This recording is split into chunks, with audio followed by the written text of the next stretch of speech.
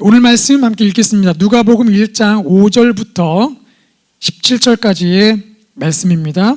누가복음 1장 5절부터 17절까지의 말씀 우리 함께 한 절씩 교독하겠습니다. 제가 먼저 읽겠습니다. 유대왕 헤롯 때에 아비야 반열에 제사장 한 사람이 있었으니 이름은 사가랴요 그의 아내는 아론의 자손이니 이름은 엘리사벳이라. 두 사람이 하나님 앞에 의인이니 주의 모든 계명과 규례대로 흠이 없이 행하더라. 엘리사벳이 잉태를 못함으로 그들에게 자식이 없고 두 사람의 나이가 많더라. 마침 사가랴가 그 반열의 차례대로 하나님 앞에서 제사장의 직무를 행할세 제사장의 전례를 따라 제비를 뽑아 주의 성전에 들어가 분향하고 모든 백성은 그 분향하는 시간에 밖에서 기도하더니 주의 사자가 그에게 나타나 향단 우편에 선지라. 사가랴가 보고 놀라며 무서워하니 천사가 그에게 이르되 사가랴여 무서워하지 말라. 너의 간구함이 들린지라. 내 아내 엘리사벳이 내게 아들을 낳아주리니 그 이름을 요한이라 하라. 너도 기뻐하고 즐거워할 것이요 많은 사람도 그의 태어남을 기뻐하리니 이는 그가 주 앞에 큰 자가 되며 포도주나 독한 술을 마시지 아니하며 모태로부터 성령의 충만함을 받아 주 곧 그들의 하나님께로 많이 돌아오게 하겠습니다. 함께 읽겠습니다. 그가 또 엘리야의 심령과 능력으로 주 앞에 먼저 와서 아버지의 마음을 자식에게 거스르는 자를 의인의 슬기에 돌아오게 하고 주를 위하여 세운 백성을 준비하리라. 아멘. 네, 갑작스 사정으로 목사님께서 말씀을 전하지 못하시고 제가 전하게 되었습니다. 하지만 동일하게 또 하나님의 은혜가 또 말씀을 듣는 예배하는 우리 모든 성도님들에게 충만하기를 축복합니다. 오늘 말씀은 늦은 게 아닙니다 라는 제목으로 말씀을 나누도록 하겠습니다. 요즘 읽고 있는 책 가운데 평균의 종말이라는 책이 있습니다. 평균의 종말. 무서운 제목이죠. 종말이 임하는 평균의 종말. 이 책을 보면 이 책에서는 평균주의를 말하고 있습니다. 이 시대는 평균주의의 지배를 받고 있고 영향을 받고 있다. 대표적인 예로 성적 평균이죠. 평균을 정하면 딱 그 평균에 맞으면 보통 사람, 평균보다 낮으면 열등한 사람, 높으면 뛰어난 사람, 이렇게 평균주의에 맞춰서 사람을 쭉 나열합니다. 또 개인마다 학습하고 이해하는 속도가 다른데 무조건 50분, 45분 시간을 정하고 그 시간에 수업을 한 다음에 그 수업 내용을 이해하면 보통, 이해하고 또 다른 질문을 하면 뛰어난 사람, 이해 못하면 열등한 사람. 시험 시간도 똑같이 시간 50분을 주고 그동안 배운 것들을 평가하게 하고 그 시간에 또한 평가해서 평균 점수에 도달하면 보통 사람, 점수 잘 나오면 뛰어난 사람, 못 나오면 열등한 사람. 이렇게 성적도 평균주의에 따라 사람을 분류하죠. 또 평균 키와 몸무게도 있습니다. 우리 자녀 보통 키우고 자랄 때에 그 병원에서 이렇게 말하죠. 이 아이가 지금 평균 키에 모자랍니다. 몸무게 잘 모자랍니다. 그러면 부모님 마음이 아프죠. 가서 더 먹여야겠다. 그렇게 평균에 맞춰서 우리의 신장도 대비합니다. 다이어트 열풍도 마찬가지죠. 살찐 기준이 정확하게 없는데 보통 평균적 생각하는 몸무게, 몸매 등을 볼 때 난 살쪘구나, 살 빼겠구나. 평균적인 인생 속도도 있습니다. 태어나서 몇 개월 만에는 딱 정확히 배를 디디고 고개를 들어야 하고 서서 일어나야 한다. 그 시기를 지난데도 못 일어나면 우리 애기 뭔가 이상한 것 같은데. 또 정확히 8살 되면 초등학교 입학해야죠. 졸업하면 중학교, 고등학교, 졸업하면 대학교 가야 합니다. 재수하면 뭔가 인생을 좀 잘못 살고 꼬인 듯한 느낌. 대학을 졸업하면 딱 맞춰서 취업을 해야죠. 취업하고 또 정확히 승진에 딱 맞춰서 올라가야 하는 그 흐름에, 평균의 흐름에 따라가지 못하면 뭔가 인생을 잘못 살고 있는 듯한 평가와 자기평가가 계속해서 울려 퍼지죠. 이 모든 것들이 산업화 시대의 발전을 위해서 주어진 인간들을 편리하게 평가하기 위한 방법으로 만들어졌습니다. 분명히 하나님은 개개인을 각각 다양하게 만드셨고 성격도 다르고 성격도 상황에 따라 내성적이고 외향적으로 바뀔 수 있는 다양한 변화가 우리 안에 있는데 불구하고 여전히 부모님들도 교사들도 또는 직장 안에서도 또 개개인이 사람을 평가할 때도 이런 평균주의에 따라 사람들을 평가하죠. 한 프로그램에서 한 어린이 인터뷰를 했습니다. 자신은 꿈이 없는데 자꾸 꿈을 물어보니까 부담된다는 거예요. 그래서 왜 꿈이 아직 없니? 라고 물어보니까 왜 부담이 되는지 물어보니까 살아갈 날이 아직도 많은데 벌써부터 꿈을 정하면 안 되죠 라고 이야기를 하는 겁니다. 이 평균주의를 깨는 어린이다운 그 발상이죠. 근데 어느새 우리가 이런 어린아이들도 점점 자라다 보면 이 시대가 정해놓은, 부모님이 정해놓은, 교육이 정해놓은 평균주의에 빠져서 살아갑니다. 꿈을 꾸거나 미래를 생각할 시간과 기회를 주지도 않았으면서도 불구하고 무조건 입시를 향해 달려가라고 채찍질한 다음에 막상 대학교 과를 정해야 할 시기가 되면 왜 아직도 꿈을 못 정했냐고 윽박지르죠. 이 모순적인 교육 현장에서부터 벌써 이 시대의 다음 세대들은 뭔가에 꼬이는 인생, 뒤틀어진 인생을 살기 시작하고 사회로 내몰리게 되는 것이죠. 이 본문에 등장하는 스가랴도 이런 평균주의에 따라 보면 참 실패한 인생입니다. 보통 사람들처럼 살지 못하고 있는, 그런 어떻게 보면 열등한 인생을 살고 있다고 말할 수 있겠죠. 그러나 오늘 말씀은 그런 평균주의가 잘못되었다라는 거, 우리의 편견을 깨트리면서 사가랴를 통해서 우리에게 한 가지 위로를 주시고 있죠. 오늘 본문을 통해 세 가지 흐름을 통해서 하나님 말씀을 붙잡고 우리 안에 있는 그런 편견들을 깨트리고 사단의 음성이 아니라 하나님의 음성에 귀를 기울이고 살아가시는 저희 삶이 되기를 소망하고 축복합니다. 우리 먼저 5절부터 7절까지의 말씀을 같이 보겠습니다. 함께 읽겠습니다. 시작. 유대왕 헤롯 때에 아비야 반열에 제사장 한 사람이 있었으니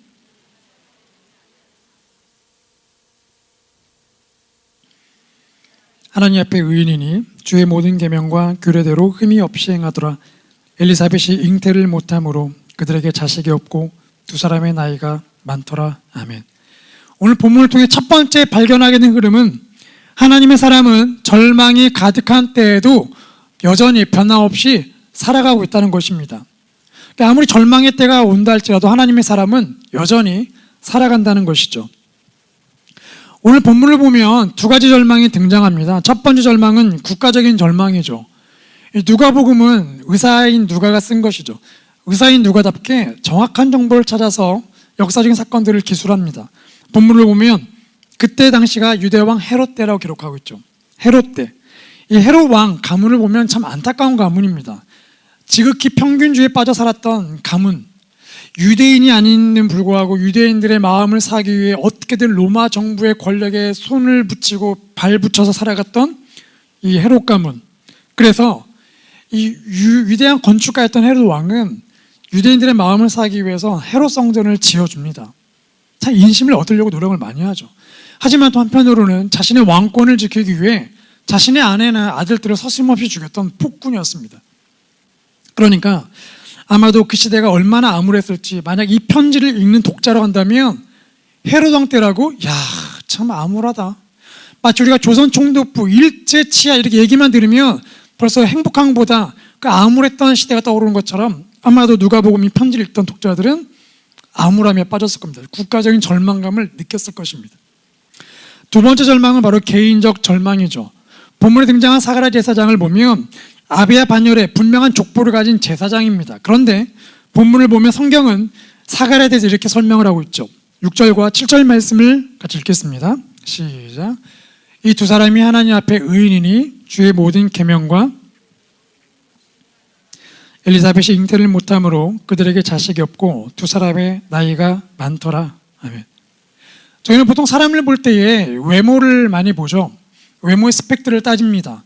자녀가 친구를 데려오면 그 친구는 공부는 잘하니, 아빠는 뭐 하시니, 어디에 사니 등등등 그 친구의, 자녀가 사귀는 친구의 외적 스펙들을 따지죠. 저희도 사람을 사귈 때에 처음 만나서 인사하면 그 사람은 어디에 사는지, 무슨 일을 하는지, 그 일 직종에서 어떤 직급이 있는지, 차는 뭘 모는지 등등등 그 사람의 외적 스펙에 많은 관심을 갖죠. 성경을 보면 성경은 사람을 볼 때에 외적 스펙에 관심이 없습니다. 오늘 본문에 보면 성경은 오직 하나님 앞에서 이 사람이 어떠한 사람인가에 관심을 갖고 있죠. 열왕기 상하를 보면 많은 왕들의 업적을 기리고 평가를 하는데 항상 결론은 이렇게 평가를 합니다. 이 왕은 여로보암의 우상을 따라 그 길을 갔다. 이 왕은 다윗의 길을 갔다. 하나님 앞에서 우상을 섬겼냐, 하나님을 따라갔냐, 이렇게 한 가지의 기준으로 그 왕에 대한 평가를 내리죠. 오늘 본문도 사가랴와 엘리사벳에 대해서 이렇게 평가를 합니다. 두 사람은 하나님 앞에 의인이었다. 의인. 사가랴의 이름 뜻은 주께서 언약을 기억하신다. 엘리사벳은 하나님은 신실하시다 뜻입니다. 그러니까 이 이름에 나와 있는 것처럼, 의미하는 것처럼 이 두 사람은 하나님의 약속을 믿고 살았고 신실했던 사람이죠. 그래서 하나님의 모든 명령과 규례를 지켰습니다. 그래서 하나님은 이 사람들이 의인이었다라고 평가를 하고 있죠. 그런데 안타깝게도 또 한 가지 평가가 있는데, 그들은 나이가 많았으나 자식이 없었다라고 이야기하고 있습니다. 당시에, 물론 지금도 그렇겠지만 당시에는 가장 큰 복은 바로 이 자녀 출산이죠. 그 중에서도 아버지의 이 일과 가문을 이어갈 수 있는 아들이 태어나는 것이 가장 큰 복입니다. 그런데 사가랴와 엘리사벳 가정을 보면 아들은커녕 자녀가 없죠. 아마도 오랫동안 자녀가 없다 보니까 이제는 시간이 흐르고 늙어서 할아버지 할머니가 되었고, 자녀에 대한 생각도 할 수 없는 그런 절망적인, 지극히 개인적인 절망에 빠져있던 사가랴의 모습이죠. 우리 삶도 보면 참 절망적입니다. 국가적으로 보면 참 절망적이죠. 백신이 안 들어오고 있고 백신을 맞아도 밖에 나가기가 두려운 이런 국가적인 절망 상태에 살고 있습니다. 또 코로나로 인해 개인적인 절망도 참 많죠. 자영업 하시는 우리 성도님들, 재정에 대한 걱정, 삶에 대한 걱정이 참 많습니다. 또 평균주의로 인해서 자녀들의 학업 성취도가 지극히 이제 편차가 생기기 시작하면서 자녀에 대한 걱정, 우리 자녀가 평균도 못 따라가는데 이렇게 살아서 어떻게 사나, 자녀에 대한 걱정, 본인에 대한 걱정, 우리 안에 개인적인 절망, 국가적인 절망이 참 가득히 채워져 있습니다. 그런데 사가랴를 보면 참 아이러니하죠. 하나님이 보시기에는 최고의 스펙이지만 세상적인 기준으로 볼 때는 가장 최고의 실패한 인생을 살고 있던 사람, 마치 우리가 예배 빠지지 않고 하나님 말씀을 철저히 살려고 하지만 하는 사업마다 실패하고 만나는 사람들과 관계가 이상하게 틀어지고 정말 한숨이 나오죠. 내가 꼭 이렇게 살아야 하나? 그런데 그것이 끝이 아니라는 겁니다. 그런 역사적으로 절망이 가득할 때, 개인적 절망이 가득할 때에도 본문의 사가랴처럼 하나님의 사람은 살아가고 있고 하나님이 주목하고 계신다는 거죠. 하나님의 성도님들의 삶을 여전히 주목하고 계십니다. 세상이 뭐라 하든, 스스로가 평가를 뭐라고 하든지 간에 하나님은 하나님의 사람들을 그 절망 가운데서 여전히 지켜보고 계신다는 것이죠. 두 번째 흐름은 무엇인가요? 우리 8절부터 13절까지의 말씀을 같이 읽겠습니다. 시작. 마침 사가랴가 그 반열의 차례대로 하나님 앞에서 제사장의 직무를 행할세 제사장의 전례를 따라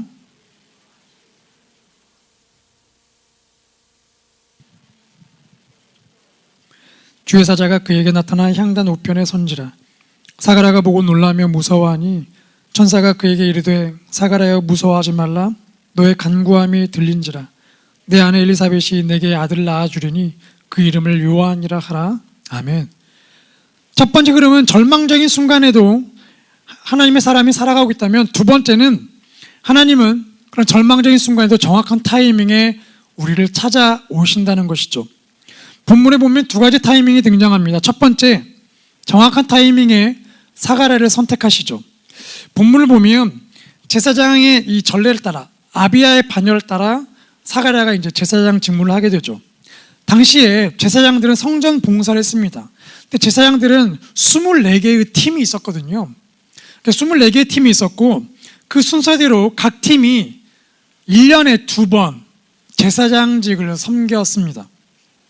근데 당시 제사장이 약 2만 명이었대요. 2만 명. 2만 명이니까 각 팀별로 생각하면 한 팀당 약 1000명 정도 있었겠죠.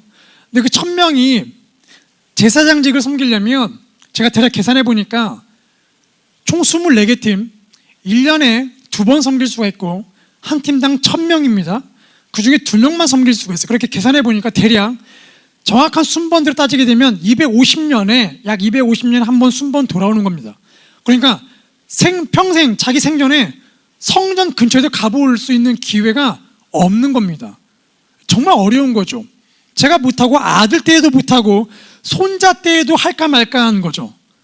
그런 어렵다 보니까 결국은 이 제비를 뽑아서 누구 팀에서 누가 섬길 것인지를 선택하는데, 그 어려운 제비 뽑기에 사가랴가 당첨된 겁니다. 그것도 아비야 반열, 사가랴에 속해 있는 아비야 반열의 순번이 딱 왔을 때에 그 순번에 제비를 뽑아서 그 1000명이 되는 제사장 중에서 사가랴가 뽑힌 거죠. 하나님은 그 정확한 타이밍, 아비야 반열이 제사장을 섬기는 그 정확한 타이밍에 사가랴를 뽑으신 겁니다. 두 번째 타이밍은 정확한 타이밍에 천사를 통해서 메시지를 보내주시죠. 자, 사가랴가 이제 뽑혔습니다. 얼마나 기쁘겠습니까? 설레이는 마음으로 정결 예식을 취하고 옷을 입고 드디어 이제 성소 안에 들어가서 분향단의 향을 이렇게 피우죠. 자, 그런데 그걸 피우는 순간에 그 은밀한 공간에 천사가 나타납니다. 그리고 기쁜 소식을 전하죠. 사가랴야, 하나님이 너의 기도를 들어서 이제 아들을 낳게 될 것이다. 이게 무슨 말입니까? 자기는 이미 늙었고 자기 아내도 늙었기 때문에 아들을 낳는다. 이게 무슨 말입니까? 사가랴는 그 말을 믿을 수가 없죠. 당연한 겁니다. 갑자기 저게 예배 끝나고 어떤 권사님 전화가 와서 그 권사님이 임신하셨대. 뭐라고? 70인 권사님이? 농담도 하지 마. 무슨 권사님? 저희가 이렇게 반응하는 게 너무나 당연하죠. 그러니까 사가랴 반응은 얼마나 당연했겠습니까? 당사자 입장에서 절대로 임신할 수가 없는 것이죠. 그러다 보니까 당연하게 반응했는데 그 바람에 벙어리가 되어버리죠. 우리에게는 이 두 가지 시계가 있습니다. 첫 번째는 크로노스라는 시계이죠. 우리 주변에서 발견할 수 있는 시계입니다. 물리적인 시계입니다. 착각. 매주 수요일 7시 반이 되면 예배가 시작한다. 바로 이게 크로노스이죠. 또 하나의 시계는 카이로스입니다. 이건 하나님의 시계, 타이밍이죠. 7시 반에 예배는 시작하지만 하나님이 임하시는 시계는 그때는 아무도 모릅니다. 이게 바로 카이로스이죠. 그래서 이 사가랴에게 있던 크로노스, 물리적인 시계, 아기를 임신할 수 있는 물리적인 시계는 이미 멈춰버렸지만 하나님의 타이밍인 카이로스 시계는 여전히 찌깍찌깍 가고 있었던 것이죠. 그리고 비로소 오늘 본문에 하나님의 시계인 카이로스가 땡 울린 겁니다. 사가랴야, 이제 하나님의 시계가 되었다. 때가 되었다. 이제 아들을 낳게 될 것이다. 정확한 타이밍에 하나님이 찾아오시고 자녀에 대한 약속을 주십니다. 우리의 삶에도 이 크로노스 시계가 여전히 울려 퍼지고 있습니다. 코로나가 오는 이 시기에 언제 회복이 될까? 정부 지원금 언제 나올 것인가? 빨리 결정되면 그 크로노스에 맞춰서 정확하게 딱딱딱 움직이겠죠. 하지만 더 중요한 건 하나님의 시계인 카이로스가 여전히 우리 삶에서 착각착각 울리고 있다는 것이죠. 우리 삶이 회복할 타이밍을 놓친 것 같지만 하나님의 시계는 지금도 여전히 착각착각 움직이고 있습니다. 우리가 포기해야 하나? 하나님 언제입니까? 우리가 수많은 질문을 던지지만 하나님의 시계는 여전히 지금 우리 안에 울리고 있다는 것이죠. 한번 귀를 기울여 보십시오. 하나님의 시계가 여전히 찌깍찌깍 울리고 있습니까? 아니면 멈춰버린 시계가 더 크게 보이십니까? 하나님이 여전히 지금도 일하고 계시죠. 마지막 세 번째, 우리 15절부터 17절 말씀을 같이 읽겠습니다. 시작. 이는 그가 주 앞에 큰 자가 되며 포도주나 독한 술을 마시지 아니하며 모태로부터 성령의 충만함을 받아 이스라엘 자손을 주 곧 그들의 하나님께로 많이 돌아오게 하겠으며 그가 또 엘리야의 심령과 능력으로 주 앞에 먼저 와서 아버지의 마음을 자식에게 거스르는 자를 의인의 슬기에 돌아오게 하고 아멘. 마지막 세 번째는 하나님은 정확한 타이밍에 미래를 만들어 가신다는 것이죠. 이 사가랴가 낳게 될 아들 요한을 통해 어떠한 일이 일어나게 되는가? 천사는 선포합니다. 모태로부터 성령의 충만함을 입게 될 것이다. 정말 세례 요한은 이 임태중에 있을 때부터 성령의 충만함이 있었죠. 그래서 세례 요한을 임신했던 엘리사벳과 예수님을 임신한 마리아가 만났을 때에 요한이 복중에서 막 뛰놀죠. 구원자 메시아를 만나면서 성령의 충만함으로 뛰어놀게 됩니다. 두 번째, 세례 요한을 통해 이스라엘 사람들이 하나님께로 돌아올 것이다. 세례 요한이 회개를 선포합니다. 광야에서 세례를 줍니다. 그때 이스라엘 백성들이 영적으로 깨어나기 시작하죠. 듣지 못한 회개 메시지를 들으면서 메시아에 대한 소식들을 듣게 되면서 이스라엘 백성들이 요단강가로 몰려오기 시작합니다. 정말 말 그대로 하나님께로 그 백성들이 돌아오는 사건이 일어났죠. 또 세 번째 예언, 요한은 엘리야의 심령과 그 능력으로 충만하게 될 것이다. 정말로 세례 요한은 예수님보다 6개월 먼저 태어납니다. 그리고 그 능력으로 이스라엘 백성들 영혼을 깨우면서 장차 오실 예수님을 맞이할 준비를 하게 하죠. 그래서 세례 요한 덕분에 유대인들의 눈은 떠지고 예수님이 등장하셔서 기적들을 베푸실 때에 비로소 그 예수님을 보고 주위로 몰려오기 시작하죠. 또 이 엘리야 심령과 능력이 충만하다 보니까 이스라엘 백성뿐만 아니라 당시 최고의 권력을 갖고 있던 로마 군인들도 세례 요한 앞에서 벌벌 떱니다. 헤롯 왕도 세례 요한을 보고 벌벌 떨죠. 그 메시지에 벌벌 떱니다. 그리고 결국 가장 중요한 예수님에게 세례를 베풀면서 메시아가 오실 그 예수님의 길을 준비하는 놀라운 일들을 일으키게 되죠. 그래서 예수님은 세례 요한에게 이렇게 말씀하시죠. 마태복음 11장 11절 말씀 함께 읽겠습니다. 시작. 진실로 너에게 말하노니 여자가 낳은 자 중에 세례 요한보다 큰 이가 일어남이 없도다. 그러나 천국에서는 극히 작은 자라도 그보다 크니라. 세례 요한보다 더 큰 사람이 일어난 적이 없다. 가장 큰 사람이 바로 이 세례 요한이라고 말씀하십니다. 가장 노년에 낳은 아들인데 어느 누구보다 가장 늦은 나이에 자녀를 얻었지만 결국은 하나님의 정확한 타이밍에 맞춰서 그 아들이 태어나게 되었던, 영적 암을 깼던 이스라엘 백성을 깨우고 예수님의 길을 준비하는 최고의 아들이 태어난 겁니다. 늦은 게 아니라 오히려 그 하나님의 정확한 타이밍을 통해서 사가랴는 미래를 보게 되었죠. 미래를 꿈꾸게 되었습니다. 그저 이 노년에 크게 아프지 않고 그냥 이 시기를 맞췄으면 좋겠다라는 어떤 그 노년의 소박한 꿈이었다면, 하나님은 정확한 타이밍에 따라 미래를 선포하시고 미래를 만들어가는 아름다운 일들을 사가랴에게 행하셨던 것이죠. 세상은 타이밍 싸움입니다. 세 가지의 타이밍 싸움이 있죠. 정해진 흐름에 맞는 타이밍, 아까 말씀드린 것처럼 정확한 타이밍에 학교 입학하고 초중, 중졸, 고졸, 대학교 입학하고 정확한 타이밍에 취업하는 이 정확한 타이밍에 맞는 흐름에 맞는 타이밍 싸움. 그리고 또 서로 경쟁하는 타이밍이 있습니다. 강철 부대가 보여주는 것처럼 서로가 모였을 때의 그 경쟁 사회에서 내가 먼저 저 타이밍을 잡아야지, 내가 먼저 승리해야지, 그런 경쟁하는 타이밍이 있죠. 마지막 세 번째는 비교감에서 오는 타이밍이 있습니다. 남들은 다 저기 있는데 왜 나는 지금도 여기에 있나? 너는 왜 아직도 거기에 있니, 아들아? 이 비교감에서 오는 타이밍. 그렇기 때문에 사단은 이런 타이밍을 이용해서 우리의 시선을 자꾸만 하나님이 아니라 나를 보게 하고, 주변을 보게 하고, 세상의 가치관을 보게 하고, 평균주의를 바라보게 하면서 그 안에 그냥 우리를 잠식시켜버리는 겁니다. 절대로 고개를 못 들게 하죠. 그래서 하나님이 아니라 결국은 세상을 의지하게 만듭니다. 그러나 오늘 본문은 우리에게 정확하게 말씀하시죠. 세상은 우리가 늦었다고 말하지만, 세상의 타이밍을 보면 우린 늦었고, 세상의 시계를 보면 우린 늦었지만, 하나님의 시계를 보면, 그 카이로스 시계를 보면 늦은 게 아니라는 겁니다. 하나님은 각자의 타이밍에 역사하시죠. 우리 각자를 향한 그 때가 있습니다. 우리가 살아왔던 때와 다르게 우리 자녀의 때도 너무나 다르죠. 그렇기 때문에 우리가 가지고 있는 생각으로 자녀를 절대 양육할 수가 없습니다. 우리의 때도 마찬가지입니다.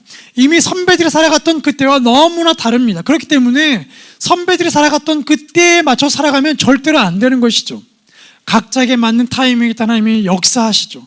지금도 우리에게 오셔서, 지금도 하나님의 시계는 즉각 움직이겠다고 말씀하시면서 세상을 향한 눈을 돌려 하나님을 보라고 말씀하십니다. 찰스 스탠리 목사님이 이런 말씀을 하셨죠. 우리 함께 읽겠습니다. 시작. 하나님이 우리에게 사명을 맡기실 때는 그분의 힘과 그분의 지혜를 그분의 때에 주신다. 아멘. 하나님이 여전히 지금 하나님의 때에 우리를 준비시킵니다. 그렇기 때문에 하나님의 타이밍에 맞추려면 우리가 어떻게 할까요? 먼저 우리 안에 깊이 뿌리 박힌 경쟁의식을 인정해야 돼요. 하나님, 제 안에 그런 경쟁의식, 그런 타이밍, 세상과 비교감에 있는 타이밍에 맞춰 살려는 본능이 있습니다. 이미 하와가 그것에 무너지지 않았습니까? 뱀이 유혹하죠. 야, 너 이거 열매 왜 못 먹게 한 줄 알아? 하나님처럼 될까봐 그런 거야. 벌써 우리 안에 그런 경쟁의식에 대한 죄가 꿈틀거리고 있죠. 그래서 하나님, 제 안에 이 경쟁의식에 대한 죄가 있습니다. 하나님이 아니라 세상을 보면서 내 자신을 자꾸 평가하고, 하나님의 존귀한 존재인 나를 평가하고, 우리 자녀를 평가하고, 사람들을 평가하고 있습니다. 우리 안에 그런 경쟁의식의 죄가 있다는 것을 인정해야 하는 것이죠. 두 번째, 우리 안에 있는 비교의식을 인정해야 돼요. 하나님, 저는 자꾸만 하나님 앞에서 내 자신이 아니라 세상에서의 내 자신을 보고 있습니다. 남들은 다 저기 가고 있는데 나는 여전히 여기 있다고 생각하고 있습니다. 하나님, 나는 실패했다고 내 자신의 도장을 찍어버렸습니다. 우리 안에 비교의식을 우리가 인정해야 하는 것이죠. 또 한 가지, 그렇게 인정한 다음에 우리는 하나님의 시계에 귀를 기울이는 시간과 공간을 확보해야 합니다. 그리고 귀를 기울여야 하죠. 기도해야 합니다. 하나님, 하나님의 시계를 들려주십시오. 세상의 시계에 귀를 막고 하나님의 시계에 제가 반응할 수 있게 해주십시오. 하나님의 정확한 타이밍에 찾아오실 텐데 그 시간과 그 공간에 제가 있기를 소망합니다. 사가랴가 그 정확한 시간과 공간에 그곳에 있다가 하나님을 만난 것처럼, 그리고 반응한 것처럼 저도 그렇게 반응하기를 원합니다. 그리고 기도해야죠. 도와주십시오. 저를 깨워주십시오. 제 영혼을 깨워주십시오. 그리고 또 우리가 해야 할 것은 사가랴처럼 하나님 중심으로 살아가는 겁니다. 하나님 말씀대로 살아가는 거죠. 세상의 방식이 아니라 하나님 말씀대로 생각하고 생각을 맞추고 행동해 보는 겁니다. 세상에서 욕먹다 할지라도 우리의 생각과 행동을 하나씩 바꿔가다 보면 어느새 우리는 하나님의 그 정확한 타이밍에 반응하게 되는 놀라운 일이 일어나게 될 것입니다. 정말 살아가기 힘듭니다. 청년들도 정말 살아가기 힘들죠. 우리 부모 세대도 살아가기 힘듭니다. 자녀들을 바라보는 우리의 시니어분들도 살아가기 너무 힘들죠. 장차 살아가는 우리의 다음 세대도 너무나 힘듭니다. 그들은 느끼지 못하지만 더 큰 위협들이 우리 자녀들을 둘러치고 있죠. 하지만 오늘 본문을 통해 우리는 위로를 받습니다. 사가랴를 들어쓰신 하나님, 오늘 우리의 삶 가운데서 역사하시고 평균주의에 빠져 살지 아니하고 각자의 타이밍에 따라 역사하신 하나님, 오늘 우리에게도 오셔 인도해 주십시오. 역사해 주십시오. 내 영혼을 깨워 주십시오. 오늘 늦은 게 아닌 이유를 우리가 발견하면서 다시 한번 우리의 생각과 우리의 마음을 하나님께로 맞추기를 소망합니다.